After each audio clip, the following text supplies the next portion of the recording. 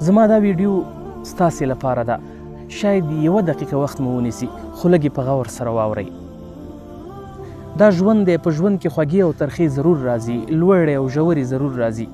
شاید یو وخت ما تاسې ته زین رسولی، تاسو ته مې تکلیف رسولی وي، یا مې له قصدن رسولی وي او یا مې هم په ناپامۍ کې تاسو ته یو تکلیف رسولی وي. زه د دې ټولو بخښنه غواړم، ما ته بخښنه وکئ. خو احیانا کیدای شي زما دا تکلیف دومره دروند وي چې تاسې ما ته اوس بخښنه نه کوئ او زړه مو نه غواړي چې ما ته بخښنه وکئ.